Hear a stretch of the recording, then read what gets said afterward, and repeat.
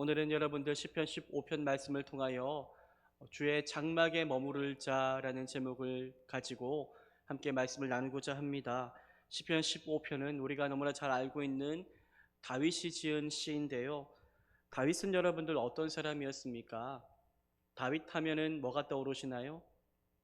예배가 떠오르고, 다윗 하면 하나님 마음에 합한 자라는 것이 떠오르고, 다윗 하면 또 뭐가 떠올라요? 뭐라고요?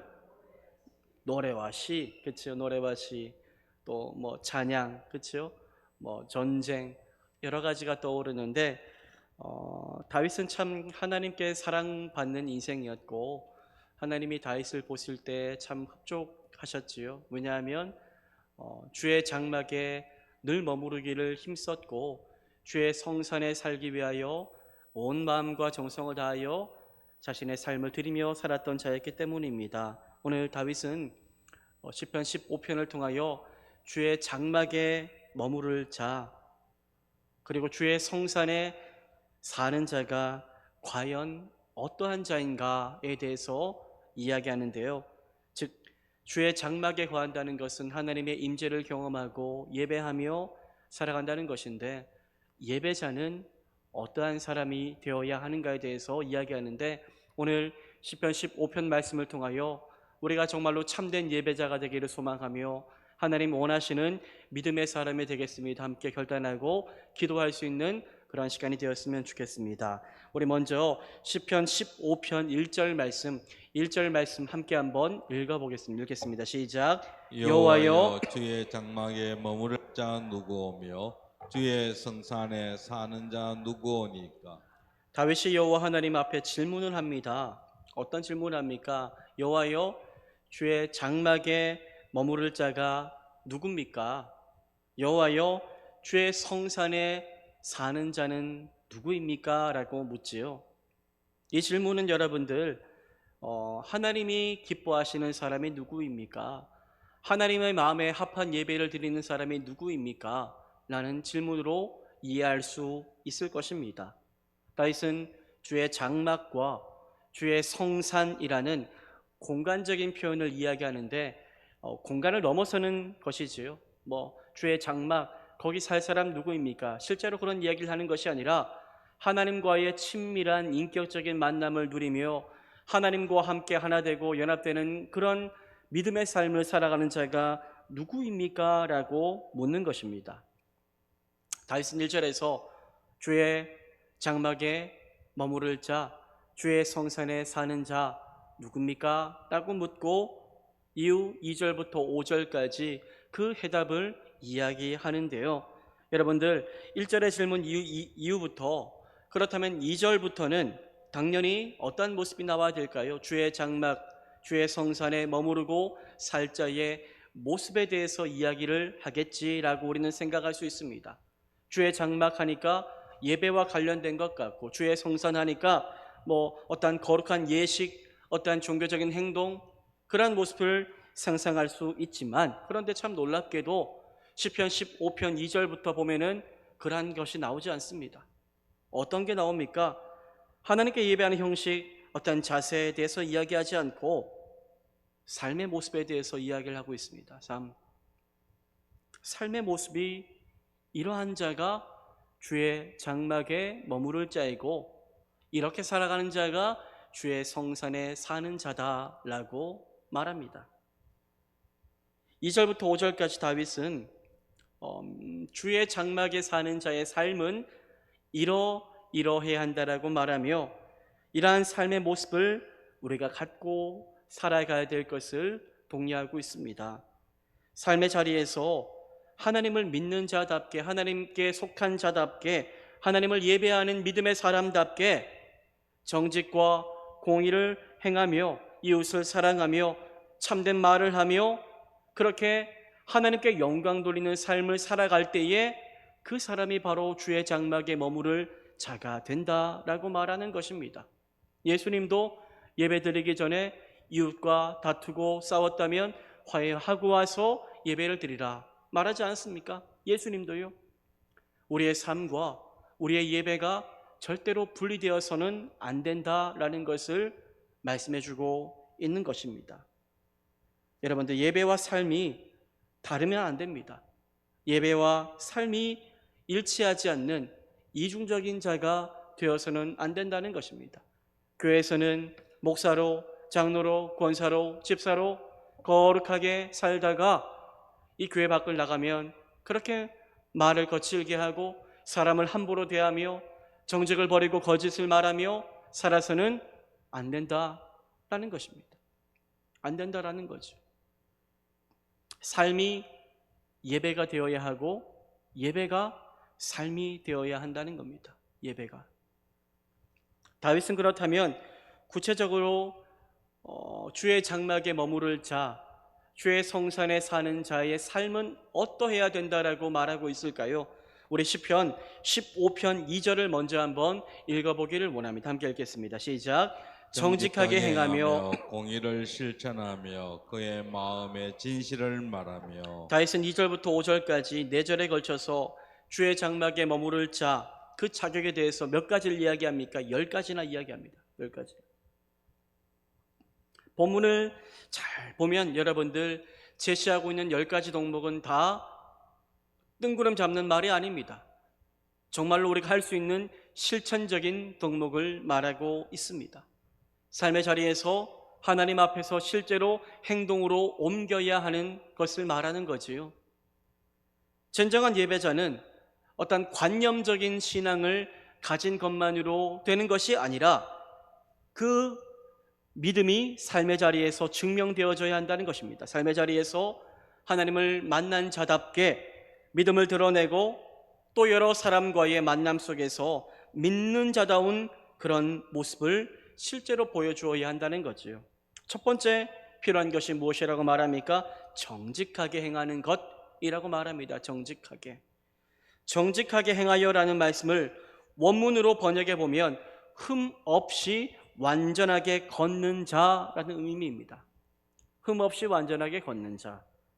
정직하게라는 말, 히브리 말 타밈이라는 말은 사실 정직한이라는 의미보다 완전한이라는 의미에 더 가깝습니다. 우리가 삶의 자리에서 완전하게 살기 위하여 힘써야 한다는 거죠. 완전하게. 여러분들, 완전하다라는 말이 성경에 누구에게 사용되었지요? 노아는 당대의 완전한 자다라고 이야기했지요. 하나님 보시기에 완전한 자, 죄악이 너무나도 관영한 그 시대 가운데 끝까지 홀로 믿음을 지킨 노아에게 하나님은 완전한 자라고 말씀해 주셨지요.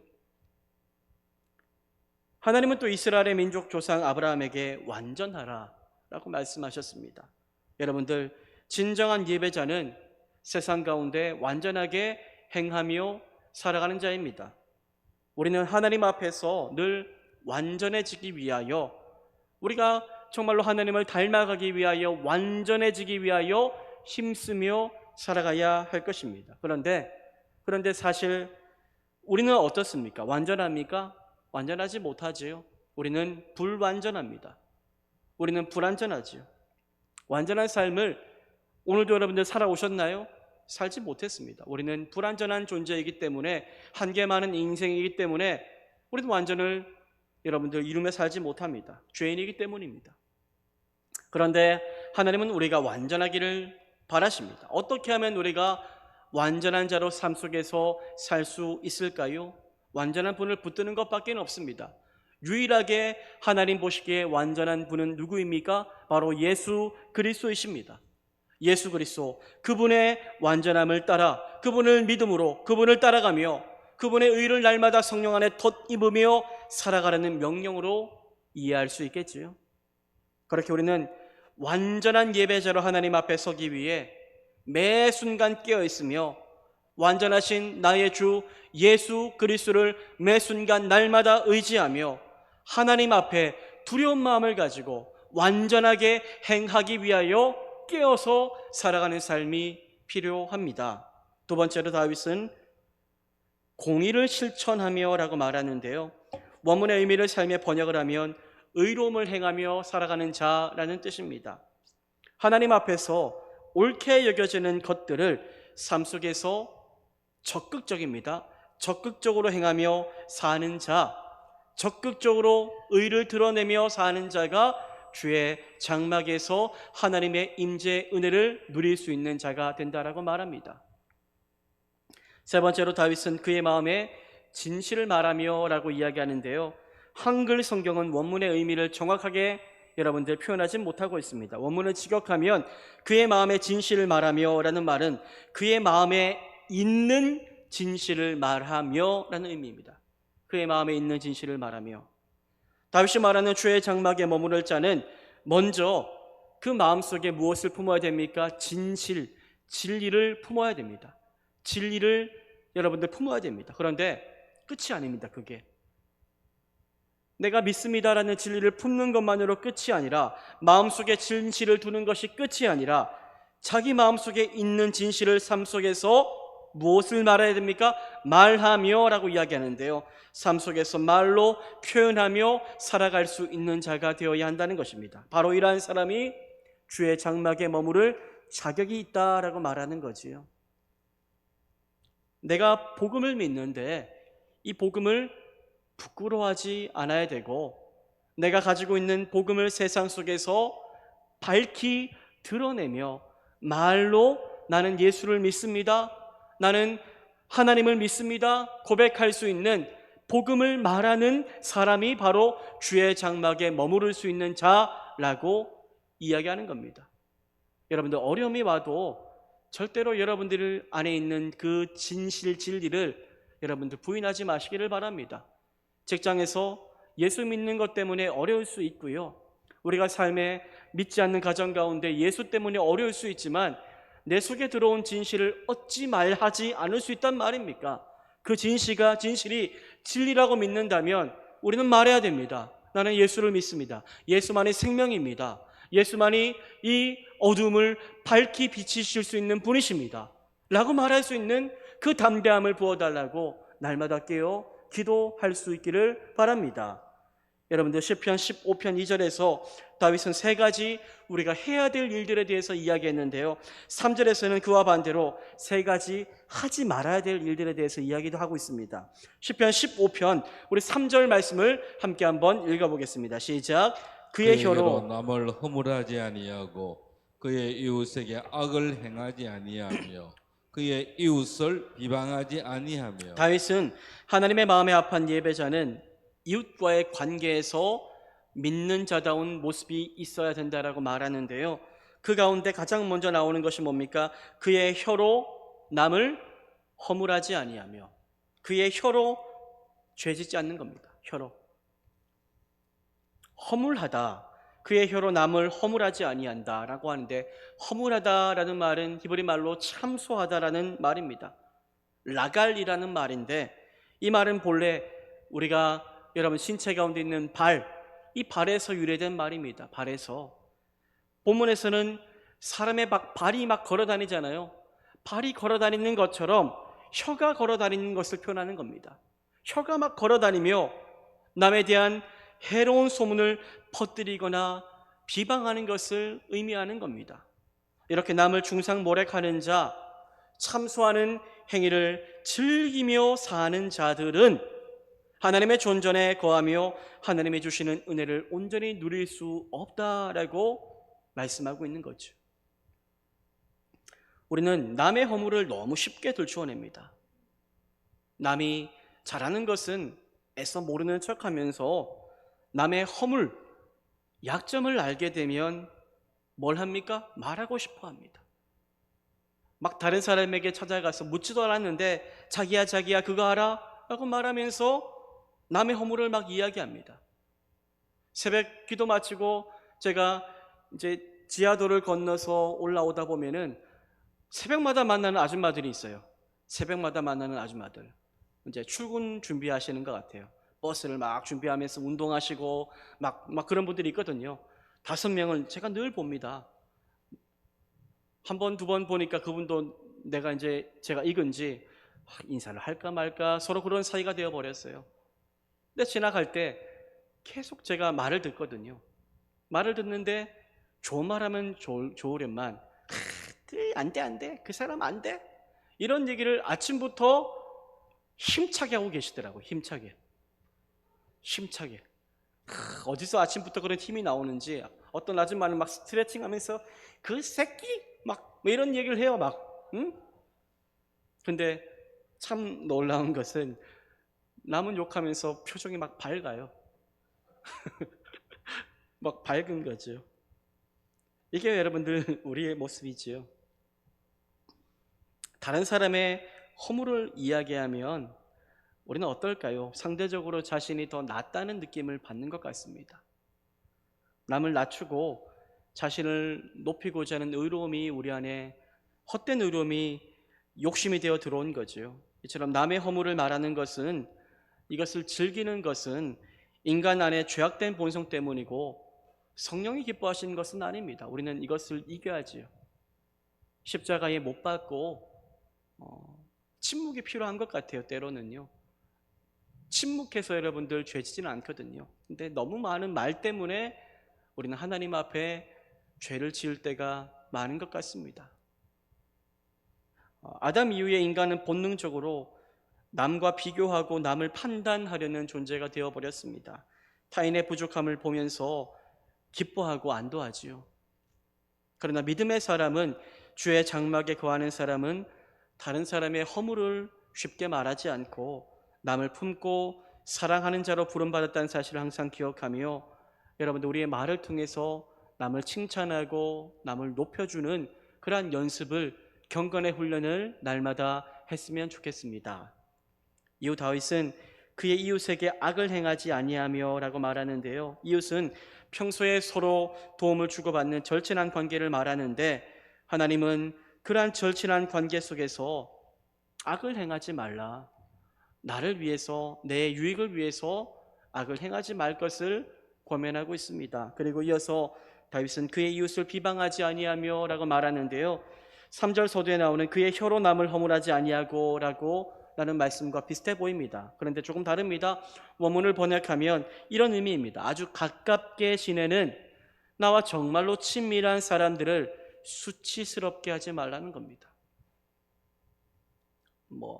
어떤 관계가 가장 가까울까요? 저는 부부관계도 여러분들 존중이 필요하죠. 존중. 정말로 가장 아끼고 사랑해야 될 사이인데 서로 존중하지 않는다면 하나님이 원치 않는 모습이고, 부모와의 자녀 관계, 너는 내가 낳았으니 함부로 말할 수 있을까요? 그럴 수 있는 존재는 아니죠. 자녀를 노엽게 하지 않는 관계가 되어야 되고, 부모를 공경하지 않는 것도 그런 의미이고, 친구를 모욕하는 것, 이런 것들을 말할 수 있을 텐데, 이러한 행동을 행하며 사는 자는 하나님을 온전히 만날 수 없다라고 말씀하고 있습니다. 다윗은 4절에서는 또다시 주의 장막에 머무를 자가 행하여야 할 모습에 대해서 또 이야기를 하는데요. 시편 15편 4절 말씀을 우리 함께 한번 읽어보겠습니다. 읽겠습니다. 시작. 그의 눈은 망령된 자를 멸시하며 여호와를 두려워하는 자들을 존대하며 그의 마음에 서원한 것은 해로울지라도 변하지 아니하며. 그의 눈은 망령된 자를 멸시하며 라고 말합니다. 우리가 멸시하라는 말입니다. 멸시. 하나님이 성경에 우리를 향해 멸시하라고 하니까 좀 그렇지만은 어떠한 자를 멸시하라고 말합니까? 망령된 자를 멸시하라 라고 이야기하는데요. 망령된 자는 어떤 사람입니까? 하나님께 버려진 자라는 의미입니다. 하나님께 버려졌다. 하나님의 눈밖에 날 정도로 악을 행하는 자를 멸시해라 라는 이야기입니다.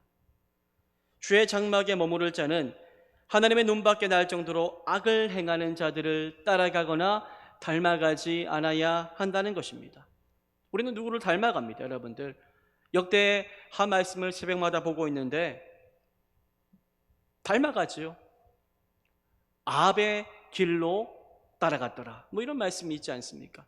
남유다가 하나님 앞에 선한 왕이 있었지만 또 그의 아들들은 믿음의 아버지의 길을 따라가지 않고 남유다가 북이스라엘의 왕 아합의 길을 따라가 우상을 숭배하는 그런 일들이 일어나는데, 그러한 모습이 우리 가운데 없어야 된다는 것입니다. 우리는 사람과 만나며 살아가는데 우리에게 좋은 믿음의 영향력을 주는 사람도 있지만 그렇지 못한 사람도 있지요.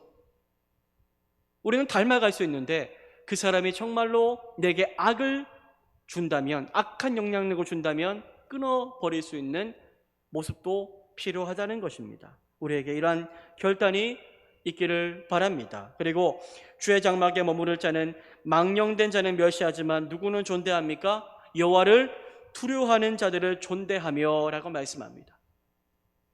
믿음의 사람은 악인들은 멸시하지만 하나님을 두려워하는 자, 경외하는 자들은 매우 존대하며 따라가며 닮아갈 수 있어야 합니다. 우리가 정말로 여러분들 존중하며 따라가야 될 사람은 돈 많은 사람, 인기 많은 사람, 내게 좋은 영향력 주는 사람, 좋은 못한 세상적인 것 주는 사람, 이런 사람이 아니라 우리가 정말로 가까이 하고 따라가고 닮아가야 될 사람은 하나님을 경외하는 사람. 야, 저 사람 보니까 정말로 믿음이 좋은 것 같아.